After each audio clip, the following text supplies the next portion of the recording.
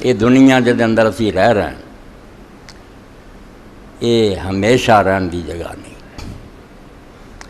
قرآن پاک اللہ دا دین اللہ دا رسول علیہ السلام اور صلاح اور اولیاء جڑی گل سمجھاؤں دے وہ ایسی ہے جڑی ہر بندے نو پتہ ہے، مگر وہ تو آدمی اکھاں میٹ کے رہندا۔ امیر المومنین علی ابن ابی طالب علیہ السلام فرماؤں دے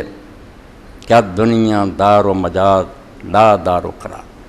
کہ دنیا گزر جان دی جگہ پوڑیا جتوں دی جا رہا دے ٹھہراؤ دی جگہ نہیں۔ ہر لمحہ جڑا گزر رہا، کسی دی عمر 25 سال ہو چکی، کسی دی 40، کسی 60، کنا سفر طے کر چکا اور اگلا کنارہ نیڑے آਉਂਦਾ ਜਾਂਦਾ، بالکل موت جڑی نا وہ دے انتظار چا، اور کوئی نہیں جانتا بھی یہ دنیا کدوں چھڑ جانی آدمی نے، مگر یہ سبق پلے نہیں بنتا کہ یہ دنیا جڑی دار و ممر رہا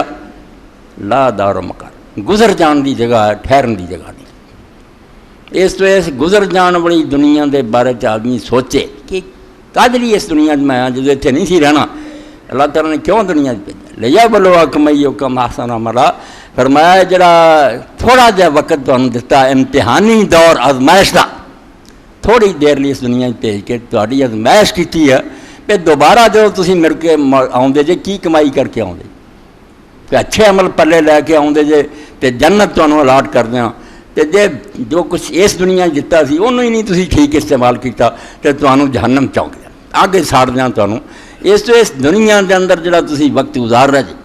اب دنیا خلقت لغیر ہے، اے حکمت اور دائی صرف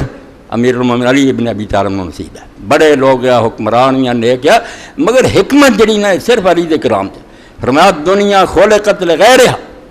دنیا کسے ہور شے نہیں بنی ہے، آخرت نہیں،